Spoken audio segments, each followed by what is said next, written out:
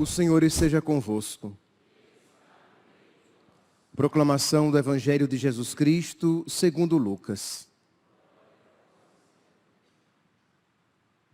Naquele tempo, a mãe e os irmãos de Jesus aproximaram-se, mas não podiam chegar perto dele por causa da multidão. Então anunciaram a Jesus: tua mãe e teus irmãos estão aí fora e querem te ver. Jesus respondeu: minha mãe e meus irmãos são aqueles que ouvem a palavra de Deus e a põem em prática. Palavra da salvação.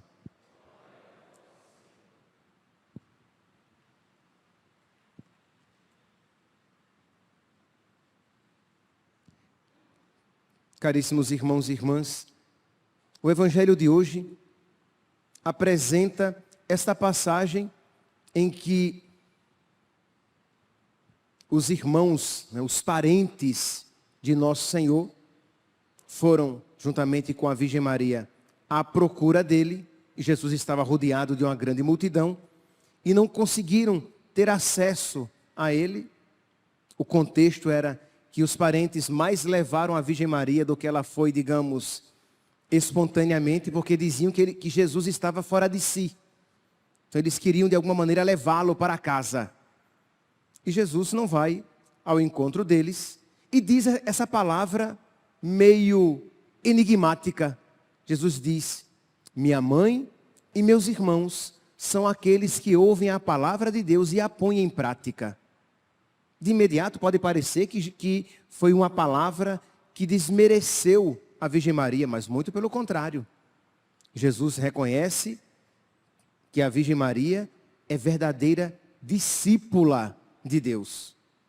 Isto é, a Virgem Maria é feliz, não só porque é mãe biológica de Nosso Senhor, porque gerou a sua humanidade, mas porque ela é discípula de Deus. Santo Agostinho diz, que a Virgem Maria é mais feliz por ser discípula do que por ser mãe. Porque de que lhe valeria ser mãe se não fosse discípula? Isto é, de que lhe valeria ter gerado a humanidade se ela não tivesse gerado a Deus, a Jesus Cristo, no seu coração? Não fosse obediente a Jesus. Ela que é a discípula obediente por excelência, por antonomasia. Então ela é amiga de Deus. Ela é mãe, irmã, filha, amiga, porque obediente a Deus. E o que é, meus santos, que isso nos ensina? Que nós somos cristãos católicos agradáveis a Deus se formos obedientes a Deus. Não adianta sermos cristãos católicos, batizados, ordenados, padre, freira, ministro extraordinário da comunhão, acólito e tantos outros ministérios que se possam exercer na igreja, se você não for discípulo, se você não for obediente a Deus, porque a amizade com Deus não é de parentesco, como nós vemos no Evangelho de hoje, nem simplesmente por um título que você possa carregar. Mas a amizade com Deus vem do discipulado da obediência, daquela que é obediente a Deus. E hoje, que estamos celebrando de uma maneira particular, São Pio, que era obedientíssimo também a Deus. Ele era amigo de Deus, porque obediente a Deus. Um sacerdote agradável a Deus, não simplesmente por ser sacerdote, mas era agradável a Deus porque obediente. porque amava a vontade de Deus na sua vida. E por isso, Jesus habitava no seu coração de uma maneira tão bonita, de uma maneira tão especial. Cristo habita no coração dos seus santos. Habita de uma maneira única, de uma maneira privilegiada. Então nós podemos dizer aqui, como nosso Senhor diz, que quem são meus irmãos, minha mãe, meus parentes, são aqueles que ouvem a palavra de Deus. Nós podemos dizer que Padre Pio era um parente de Jesus. Era íntimo de Jesus. Era amigo de Jesus. E nós vemos então, na sua vida de sacerdote, o quanto aquela amizade resplandecia. Vemos quão fecundo e profundo era o seu ministério. Imagine se nós ouvimos o Padre Pio pregar.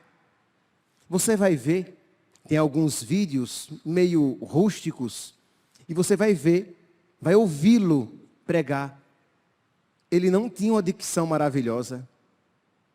Ele não era um grande pregador, no sentido de ter qualidades de pregador. Aí você pergunta, mas como é que ele alcançava tantos corações? Pela sua amizade com Cristo, pela sua intimidade com Cristo. Era dali que ele auria, que ele tirava a eficácia do seu ministério. De modo que alcançava tantas pessoas, multidões, que as pessoas iam a San Giovanni Rotondo para ver aquele santo sacerdote, para ver a sua missa, para participar da sua missa. As pessoas, quando naquele inverno de San Giovanni, inverno gelado, as pessoas faziam fila. Quer dizer, faziam fila não, as pessoas se amontoavam. Quando abrissem a porta, as pessoas pudessem entrar e pudessem participar daquele momento único, daquele sacerdote que celebrava com tanta devoção, com tanta piedade. As pessoas o procuravam no seu confessionário, não porque ele fosse muito gentil e carinhoso,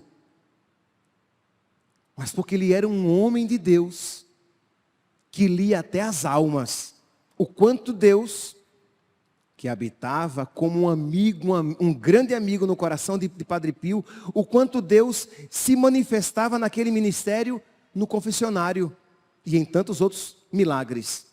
Isto é, as pessoas iam se confessar, às vezes até não tinham se dado conta para um pecado, ou estavam esquecidas de um pecado, e ele, que desfrutava daquela graça própria de Deus, nem o diabo lê as nossas almas, nem o diabo tem acesso aos nossos pensamentos.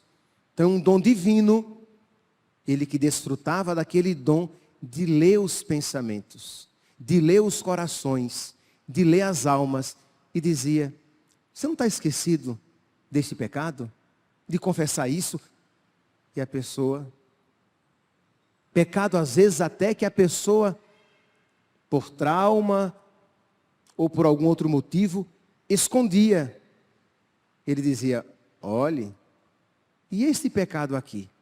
Ajudando a pessoa a se confessar, para que pudesse receber validamente a absolvição, porque um pecado escondido, não um pecado esquecido, mas um pecado escondido invalida a confissão.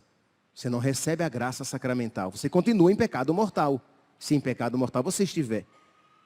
Você escondeu um pecado mortal, a confissão foi inválida. Ele então, lendo as almas, ele ajudava a pessoa a se confessar, que ele queria ganhar aquela alma para Deus. Vejam aqui, meus irmãos, que ministério profundíssimo. Eu não preciso dizer que hoje é um dia para que vocês rezem um pouquinho mais. Para aqueles que rezam Ave Maria, rezem duas pelos sacerdotes, né? Para que sejamos amigos de Deus. Para que não sejamos apenas sacerdotes de nome. Para que não sejamos apenas pai, mãe, irmãos, como aqui no Evangelho de hoje, mas que tenhamos uma familiaridade espiritual com Deus. Ah, mas eu sou católico. Ótimo. Ah, mas eu sou crismado. Maravilha. Ah, mas eu sou padre. Que bênção. Mas você é amigo de Deus. Você tem familiaridade com Deus? Sim. Então, tudo o que você citou é maravilhoso. Se não, de que vale tudo aquilo se você não tem o principal? A amizade com nosso Senhor. Essa familiaridade de alma, de espírito. Lembrando sempre aquilo que Santo Agostinho falou, né? De que valeria a Virgem Maria ser mãe de Deus se não fosse discípula desse mesmo Deus. Pois bem, então, Padre Pio, tão amigo de Deus, Jesus habitava tão profundamente e tão poderosamente naquela alma que se manifestava, né, por meio da fecundidade do seu ministério, dos milagres por ele realizados. Imagine, nós conhecemos a história de Gema de Giorgi, uma menina que nasceu cega, sem a pupila, e que depois do encontro com o Padre Pio, ela começou a ver e continuou sem a pupila. Nós temos relatos dela. Imagine, sabemos da história daquele, aqui apenas alguns, né? Mas existem tantos e tantos e tantos milagres atribuídos. Os milagres são de Deus, mas realizados por meio da vida de São Padre Pio. Daquele médico ateu que tinha ido visitar o seu paciente que estava numa situação já final, e diz que ele sai à noite para ir visitar o doente, e Padre Pio aparece no carro do homem. De você morrer, tem um ataque e perder a direção, né? Diz que o Frei aparece dentro do carro, e Padre Pio diz: olha, você está indo visitar tal paciente, esse tratamento aqui não vai servir não, faça isso. E aquele médico ateu, depois, quer dizer, vai visitar o paciente, deixa eu contar a história inteira, né? Vai visitar o paciente, faz como ele queria, como o médico queria, não deu certo, seguiu o conselho do Frei, salvou o paciente. Vê depois, por meio de uma fotografia, quem era Padre Pio, quem era aquele Frei com quem ele tinha se encontrado miraculosamente, vai até San Giovanni Rotondo, e Padre Pio, quando o viu chegar, disse: muito bem, senhor doutor, que precisou de mim para curar o seu paciente. Isto é, quer dizer, relatos assim, extraordinários, da menininha, da recém-nascida, que foi apresentada a ele morta, levada numa mala, e que ele a chama à vida novamente. Mas por que os milagres eram tão abundantes em sua vida? Primeiro porque Deus queria. Deus quis se manifestar na vida dele dessa maneira. Mas Deus pôde se manifestar abundantemente por meio da vida de Padre Pio, porque ele era muito unido a Deus. Porque uma pessoa que não é muito unida a Deus, se Deus se manifestasse com tantos milagres por meio daquela pessoa ia se ensoberbecer, se achando o que não é. E aqueles milagres seriam instrumento da perdição daquela pessoa. Mas no caso do Padre Pio, ele sabia que era pó, e ao pó voltaria. Ele sabia que era um mero instrumento da misericórdia de Deus que se manifestava por meio dele. E aqueles sinais, aqueles milagres, também faziam com que ele crescesse ainda mais no seu amor a Deus e na sua entrega a nosso Senhor. Mas os grandes amigos de Deus, de alguma maneira, se tornam grandes inimigos do diabo. Não tem, meus santos, como você ser amigo de Deus e passar ileso com o grande inimigo de nosso Senhor. Então, Padre Pio, nós sabemos também do quanto ele era perseguido, né? O quanto ele sofria apanhava inclusive fisicamente do demônio. Ele dizia que quando tinha uma confissão muito difícil no outro dia, ou uma pessoa de uma conversão muito trabalhosa, era sempre precedida aquela confissão ou aquele encontro com aquela pessoa de um ataque de Satanás. Mas ele oferecia aquele sofrimento a Deus por aquelas pessoas. Quantas vezes os frades iam ao quarto de Padre Pio, porque no meio da noite aquela gritaria de móveis sendo arrastados, de barulho, de coisas quebradas, e quando entravam no quarto, estava lá o frei, Padre Pio, com hematomas, com cortes, às vezes, no corpo. Por quê? Porque tinha apanhado. Mas por que Deus permitiu? Deus permitiu, porque sabia que aquilo iria configurá-lo ainda mais a Jesus Cristo, iria fazê-lo crescer ainda mais no amor. E ele oferecia a Deus aqueles seus sofrimentos pela conversão dos pecadores. Meus irmãos, nós precisamos saber oferecer também. Provavelmente, como não há aqui ninguém muito santo, muito evoluído, ninguém está apanhando do diabo. Mas nós temos as pequenas mazelas e dificuldades para oferecer. Os pequenos descontentamentos, as frustrações, alguma doença, por pequena que seja, uma gripe que seja, e que você oferece a nosso Senhor, pedindo a graça de viver virtuosamente aquela mazela, aquela dificuldade, e oferecer pela conversão dos pecadores, e oferecer pelo seu crescimento espiritual, e oferecer pela conversão, pela santificação dos sacerdotes.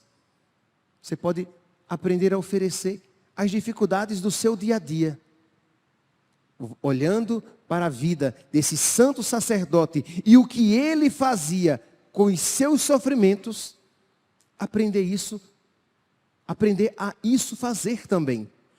Você vem uma notícia desagradável, vem uma tristeza ao seu coração, você experimenta uma pessoa, por exemplo, que esteja passando por um período de melancolia, de tristeza, ao invés de viver aquela circunstância sozinho, se lamentando, você pode viver aquela situação com Jesus, dizendo: Jesus, eu te ofereço essa minha tristeza pela conversão dos pecadores. E eu te peço a graça, Senhor, de que essa tristeza na minha vida, de que este problema na minha vida, não só não me afaste de ti, mas me mergulhe ainda mais profundamente nas tuas chagas, no teu coração. Ensina-me, Jesus, a te amar mais e a te amar nos meus sofrimentos. E isso que você pede para você, sem sombra de dúvidas, é tão adequado a hoje pedir pelos sacerdotes do mundo inteiro. Hoje, celebrando este santo sacerdote, pedir que os sacerdotes não sejam apenas de nome, mas que sejam de fato, que não ofereçam apenas o sacrifício no altar, mas que sejam homens do sacrifício, oferecendo-se também na sua vida. Que cada um à sua medida, mas assim como o Padre Pio foi uma vítima, isto é, se ofereceu a Deus, para que Deus dispusesse dele como melhor lhe aprovesse, que cada sacerdote também, com generosidade, com amor, com confiança, com amor. Se houver amor, não tem medo. O amor expulsa todo medo.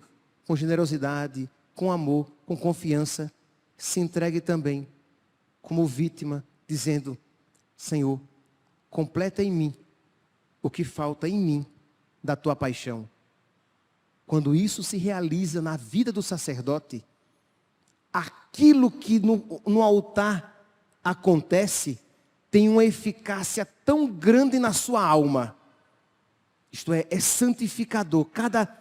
cada santo sacrifício celebrado, embora sempre teremos Jesus eucarístico, mas terá um efeito na alma daquele sacerdote de fazê-lo crescer cada vez mais em amor, em piedade, em reverência a nosso Senhor e em serviço para o povo de Deus.